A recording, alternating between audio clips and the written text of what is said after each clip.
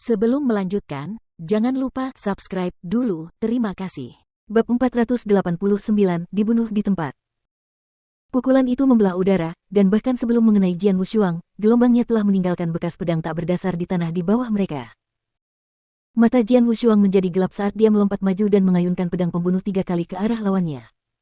Cahaya pedang itu seperti sambaran petir yang akan terus bergerak maju hingga mengenai musuhnya. Jian Wushuang menampilkan jurus kedua dari teknik pedang pembunuh jantung, keputusasaan. Hantu jiwa pedang emas yang berada di belakang Jian Wushuang juga menyerang pada saat yang sama. Kekuatan dari jiwa pedangnya meledak maju.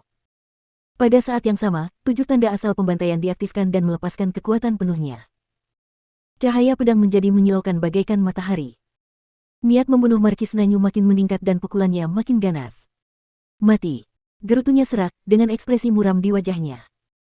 Keduanya saling berhadapan, dan mereka berdua menggunakan kekuatan penuh mereka. Tak satu pun dari mereka yang bersikap santai.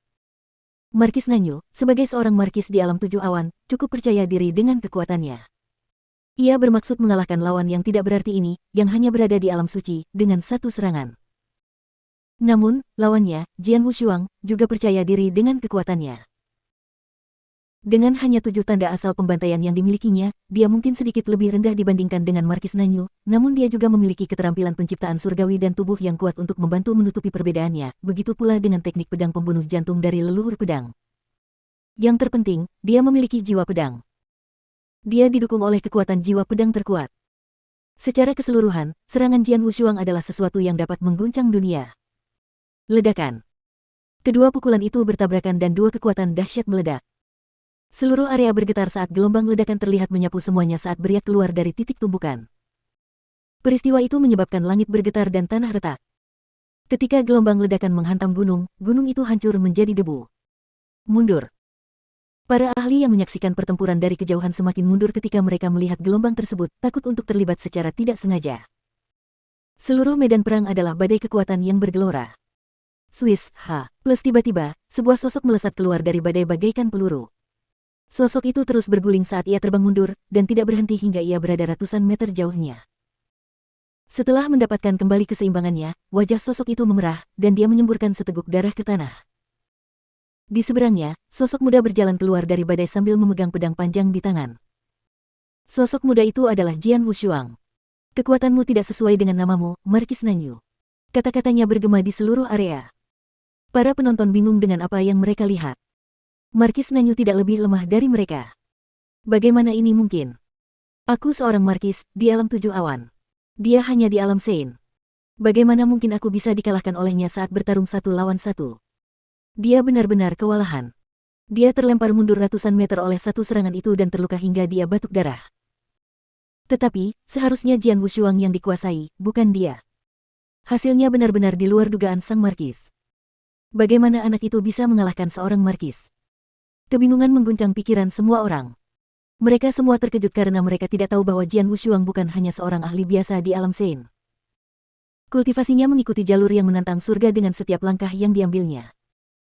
Ahli alam suci yang biasa akan melangkah ke alam awan setelah memadatkan 3 tanda asal, namun Jian Wushuang telah memadatkan 7 tanda asal, yang jumlahnya sama dengan Markis Nanyu. Perbedaannya adalah Jian Wushuang memiliki tanda asal sementara sang markis memiliki awan, yang jauh lebih kuat. Jian Wushuang telah mengatasi perbedaan tersebut dengan bergantung pada keterampilan penciptaan surgawi dan tubuhnya yang kuat. Dengan kata lain, bahkan tanpa jiwa pedangnya, Jian Wushuang masih memiliki kesempatan untuk mengalahkan Markis Nanyu.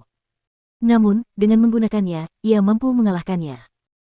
Jian Wushuang berdiri di sana, menjulang tinggi di atasnya, memegang pedang. Saat dia menunjuk ke depan, sungai darah yang luas mengalir ke arah itu. Mengandalkan kekuatannya saat ini, dia dapat mencakup seluruh medan perang dengan Road to the Underworld.